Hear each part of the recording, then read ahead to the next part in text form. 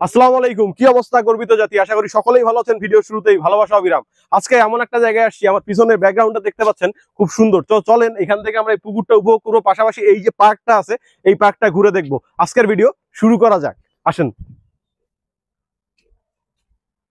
দেখেন, এই জায়গা থেকে আপনি এই পুকুরটাকে খুব সুন্দরভাবে দেখে উপভোগ করতে পারবেন। বাট কিছু ভাঙাচোরা জিনিস আছে। এই পার্কটা একসময় রংপুরে জনপ্রিয় ছিল, বাট এখন কিন্তু এই জায়গাটা মোটামুটি মানুষ আর আসে না খুব একটা। অবস্থা দেখেই বুঝতে পারতেছেন। তো আমরা আজকে এই পার্কটা আপনাদেরকে ঘুরে দেখাবো। এটা কোথায়, এটা লোকেশন কি, সবকিছু জানতে পারবেন। চলেন আর কি কি আছে এটা দেখি। এখানে খুব একটা বেশি কিছু নাই, তবে খুব অল্প পরিসরে অনেক কিছুই আছে, আসেন।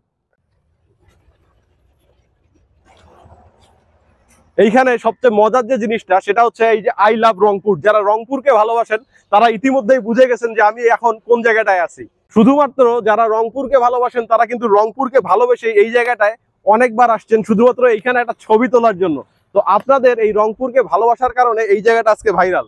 I love Rangpur. আসলে আমরা কিন্তু রংপুরকে অনেক ভালোবাসি। যারা রংপুরকে ভালোবাসেন এখনই এই ভিডিওর নিচে একটা করে কমেন্ট করবেন। চলেন আমরা এখন গোটা পার্কটা ঘুরে দেখবো। আমি তো এখানে সকাল সকাল গিয়েছিলাম, তো দেখলাম হচ্ছে এখানে আসলে মানুষ এখন সবচেয়ে বেশি আসে মর্নিং ওয়াক করার জন্য। এইখানে রংপুরের ভাষায় অনেক কিছু লেখা আছে, দেখেন। জাগো বাহে কোনটে সবাই, তারপরে হচ্ছে মুই অঙ্কুরের কি লেখা বুঝতে পারতেছি না। যাই হোক, রংপুরের ভাষায় খুব সুন্দরভাবে কিছু লেখা আছে। আর খুব সুন্দর সুন্দর দেয়াল, যে ইয়েগুলা দেয়ালের মধ্যে এখানে কিন্তু সুন্দরভাবে আলপনা তৈরি করা হয়েছে। এছাড়াও এখানে পাশে বসার জায়গা আছে, আমি একটু দেখাই। এই যে এইদিকে আপনি চাইলে এখানে বসে সময় কাটাতে পারবেন। এটা হচ্ছে মেইন গেট, আমরা অন্য গেট দিয়ে ঢুকছি। এই পুকুরটার চারপাশে শুধুমাত্র এইরকম বসার জায়গা, পাশাপাশি হচ্ছে আপনার পুকুরের কাছে যাওয়ার জন্য কিছু সিঁড়ি আছে। এছাড়াও আর এইরকম গাছের ছায়া, অন্য তেমন আর কোনো কিছু নাই আর কি। এটার লোকেশন হচ্ছে, এইটা হচ্ছে কালেক্টরেট বামনডিঘি ইকো পার্ক, তারাগঞ্জে। এটা কালেক্টরেট বামনডিঘি ইকো পার্ক। তো আমরা এই পার্কটার মধ্যে তেমন আর কোনো কিছু পাইনি, জাস্ট এইরকম বসে থাকার জায়গা। আর বেশিরভাগ সময় এখানে সকাল সকাল মানুষ আসে, এখানে হাঁটাচলা করে, এক্সারসাইজের জন্য বেশি মানুষ আসে। আর সবচেয়ে ভালো লাগছে যে জিনিসটা, এই যে ওই যে বাড়িটা, ওই যে পুকুর পাড়ে যে ইয়েটা আছে আপনার, পুকুর প্রথমে যেখানে আমরা উঠছিলাম ওই জায়গাটা কিন্তু দেখতে ভালো লাগতেছে। আমরা সামনে একটা পুকুরের ঘাট আছে, সেই ঘাটের কাছাকাছি যাচ্ছি। এটা আসলে পার্কটা একটা পুকুরকে কেন্দ্র করে তৈরি করার চেষ্টা করা হয়েছিল।